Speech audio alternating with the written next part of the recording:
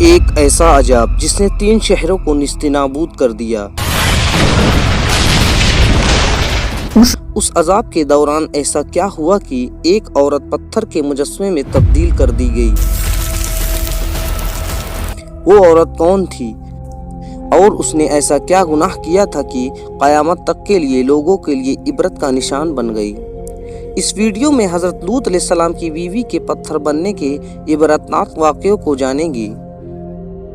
قوم لوط تاریخ کی ایک ایسی قوم ہے جنہوں نے گناہ کا ایک نیا طریقہ ایجاد کیا تھا، یعنی اس قوم کے مرد سے جنسی تعلقات بنایا کرتے تھے اور اپنی خواہش پوری کرتے، لہٰذا اللہ تعالیٰ نے انہیں اس گناہ عظیم کو چھوڑ کر صحیح راہ پہ لانے کے لیے اپنے پیغمبر حضرت لوط علیہ السلام کو ان علاقوں میں مبعوث فرمایا جسے تاریخ میں سدوم کہا جاتا ہے۔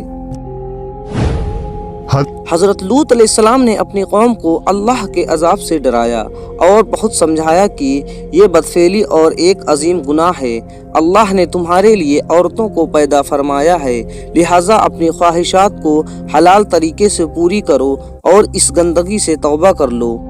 لیکن ان کی قوم نے حضرت لوط علیہ السلام کی دعوت کو ٹھکرا دیا اور یہ کہہ دیا، اگر تمہارا رب ہم پر عذاب لانے والا ہے تو ہم تیار ہیں، تم اپنے رب سے عذاب کا مطالبہ کر دو۔ لہٰذا عنقریب اللہ کا عذاب ان پر قہر بن کر نازل ہونے والا تھا۔ ہوا یوں کہ اللہ نے 3 فرشتے انسانی شکل میں سدوم کی طرف روانہ کیے، جو حضرت لوط علیہ السلام کے گھر آئے اور درخواست کی کہ ہم مسافر ہیں، آج رات آپ کے گھر ٹھہر جاتے ہیں۔ حضرت لوط علیہ السلام بہت پریشان ہوئے، کیونکہ ان مسافروں کو سدوم کا کوئی شخص دیکھ لیتا تو ان خوبصورت جوانوں کو پکڑ لیتا، کیونکہ یہ بدکار قوم سدوم سے گزرنے والے مسافروں کو بھی نہیں چھوڑتے تھے، اور اگر کوئی راہ گیر اس علاقے سے گزرتا تو وہ انہیں پکڑ کر جبراً بدفعلی کیا کرتے تھے۔ لوط علیہ السلام جانتے تھے کہ ان مہمانوں کو سدوم کے لوگوں سے بچانا بہت مشکل ہے، اس کے باوجود آپ نے ان مہمانوں کو اپنے گھر میں پناہ دی۔ حضرت لوط علیہ السلام کی بیوی نے جب دیکھا کہ گھر میں خوبصورت نوجوان مہمان بن کر ٹھہرے ہیں تو اس کے دل میں یہ شرارت سوجی کہ کیوں نہ میں سدوم کے لوگوں کو جا کر خبر دے دوں کہ لوط کے گھر میں خوبصورت لڑکے آئے ہوئے ہیں، پھر وہ لوگ انہیں پکڑ لیں۔ دراصل حضرت لوط علیہ السلام کی بیوی اب تک آپ پر ایمان نہ لائی تھی، وہ کافر اور منافق تھی اور اپنے قوم میں ہونے والے تمام بری کام کی حمایت کرتی تھی۔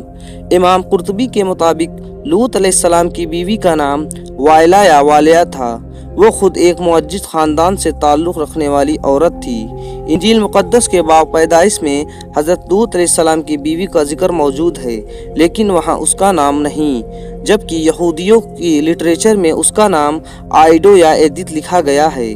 لہٰذا جب وائلہ کو یہ علم ہوا کہ یہ خوبصورت نوجوان آج رات ہمارے گھر مہمان ٹھہرنے والے ہیں تو وہ فوراً سدوم کے لوگوں کے پاس گئی اور کہا کہ تم لوگ یہاں کیا کر رہے ہو؟ 3 خوبصورت نوجوان لڑکے میرے شوہر لوط کے ہم مہمان بن کر ٹھہرے ہوئے ہیں، وہ آج رات میرے گھر میں ہی رہیں گے، وہ بہت خوبصورت اور پرکشش چہرے والے لڑکے ہیں، تم لوگوں کو یقیناً انہیں جا کر دیکھنا چاہیے۔